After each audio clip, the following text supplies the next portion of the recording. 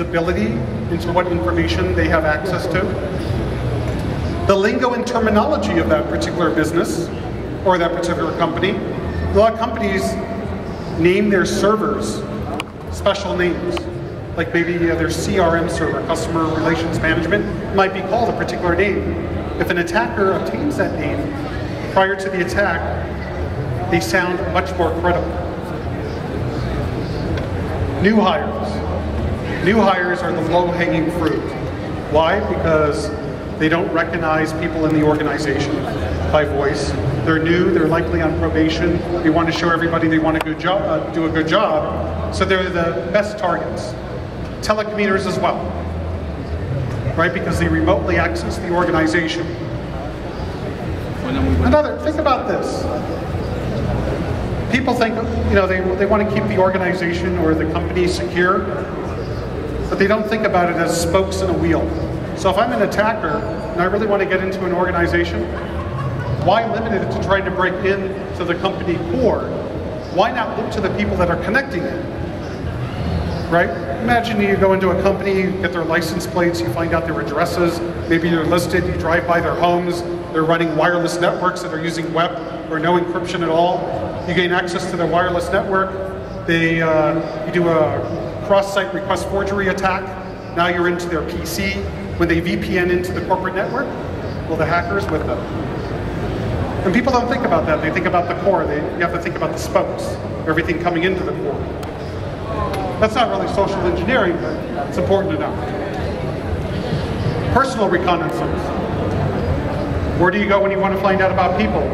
Well, monster.com, people post their resumes, MySpace, Facebook, Twitter, a lot of information out there. A social engineer also wants to obtain information about a person's hobbies and interests. Why? Because when they're doing the attack, one of the ways, the techniques of influence, is if you can get a person to like you and develop a rapport, it's much more likely they will do what you are requesting. So for example, if you could find out that the target is a soccer fan, and during a telephone call, you start bringing up the subject of soccer and you develop this camaraderie, then the attacker asks the person for a request. And if you have that rapport, there's a much higher likelihood that the victim will comply.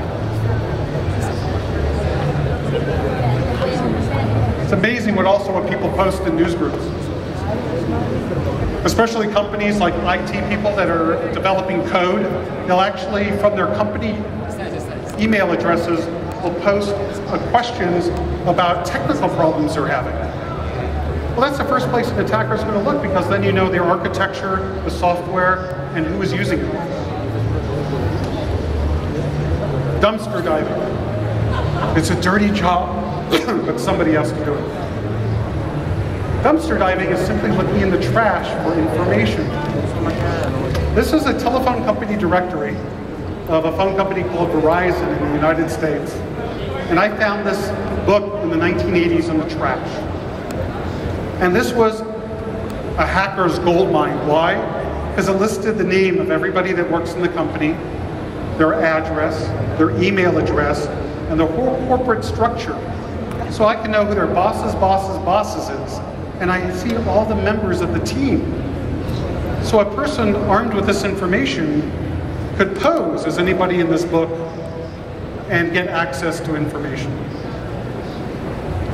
When I was 17 years old, I was dumpster diving at a phone company called Pacific Bell in Los Angeles. Well, let me stop here for a moment. Let me give you some tips in case you guys decide to go on dumpster dives. If you pull out a trash bag out of a can, I assume they're the same here as in the United States, I don't know, and you shake the bag, and it sounds like liquid, or feels like it, put it aside. You want to skip that bag. Or, second tip, if you look in the bag or tear the bag, there's paper towels, aside. You want the smaller trash bags that are usually next to people's cubicles or in their offices. So in Los Angeles, my friends and I was 17 years old, were dumpster diving and I find that somebody has taken a document, some paper, and ripped it up into teeny bitty pieces that look like confetti. And mind you, we're 17 years old and have a lot of time on our hands. So, a couple friends and I took this over to a coffee shop, and over about 3 hours, we put the puzzle together. What was it? The entire username and password list to one of the phone company's most sensitive computer systems. They gave us control to create phone numbers, for example. Moral of the story, don't do it by hand. You might want to use a cross shredder. United States Marshal Service. They handle a program called the Witness Protection Program. So if you decide to snitch on somebody that's with the mafia, they might want to put you under this program so they don't kill you later. So one of the geniuses at the IT department of the US Marshal Service, I guess they got an increased budget to get newer machines, newer computers. One of the geniuses says, oh, just delete the information on those hard drives, delete. And they auction them off because it's the government. You know, they want to get every dime back as possible. Of course, the person that acquired the machines through a hard disk recovery, what did they obtain? A partial list of the people under the Witness Protection Program. Their real name and their new identities. Sure glad I was never under that program. But it's not just in the United States. I was teaching a class in Costa Rica, and it was a workshop. And we actually went out to the technology area where all the technology companies were, like Microsoft and HP and whomever, and the trash cans were in a public location. So we wanted to see what we would find, and I was kind of curious in a foreign country. So they said, yeah, for Usuario and Clave. And we were looking for like 30 minutes, they say, hey, here's a list. It turned out that one of the companies, one of the respected brands, actually threw out a list of username and passwords in their trash. And this was in Costa Rica. So it does happen in Central and South America, I'm sure.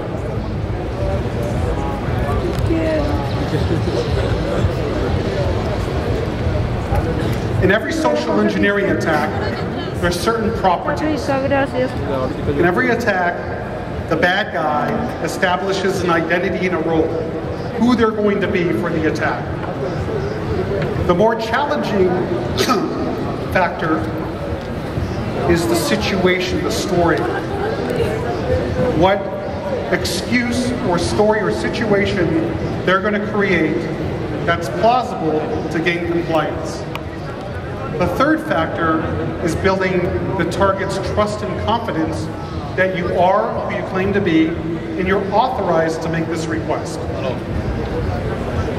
The attacker also wants to build rapport through influence tactics, such as liking that I explained to you.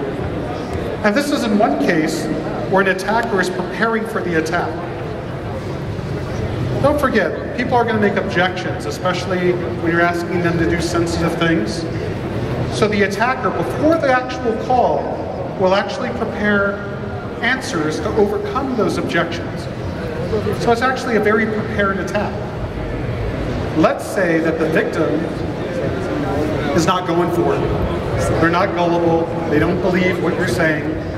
The attacker wants to back out of that situation. It's called not burning the source, is the terminology. And what that means